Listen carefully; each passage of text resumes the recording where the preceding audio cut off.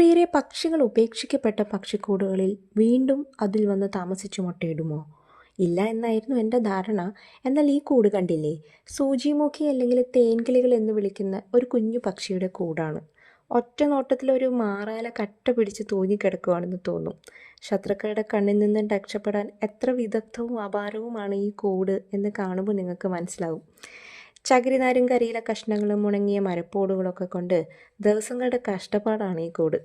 അടുക്കള വശത്തെ ജനാലയുടെ സൈഡിൽ നിന്നായതുകൊണ്ട് ഈ കഷ്ടപ്പാടിന് സാക്ഷിയാണ് ഞാൻ. ഏകദേശം 2 ദിവസം മുമ്പ് വരെ ഇതിൽ ആൾതാമസം ഉണ്ടായിരുന്നു.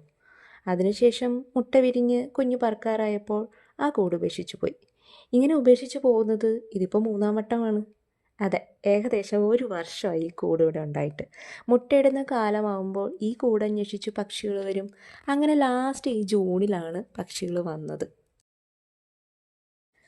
കൗതുകം എന്തെന്നാൽ ഈ കൂട് കഷ്ടപ്പെട്ട് പണിത കൂടിൻ്റെ ഉടമസ്ഥനല്ല പിന്നീട് വന്നത് എന്നതാണ്. ഒരേ വർഗത്തിൽപ്പെട്ട വേറെയാൾ.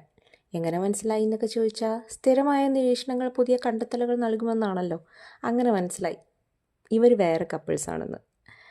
എന്നാൽ ആദ്യത്തെ കപ്പിൾസിനുണ്ടായ കുഞ്ഞ് പറക്കുന്നതിന് മുമ്പേ കൂട് ഉപേക്ഷിക്കേണ്ടതായിട്ട് വന്നു. മുട്ട വിരിഞ്ഞപ്പോൾ ക്ഷണിക്കപ്പെടാതെ എത്തിയ കുറച്ച് കടിയൻ ഉറുമ്പുകളാണ് കാരണം. അതോടെ പക്ഷികൾ കൂട് വിട്ട് പറന്നുപോയി.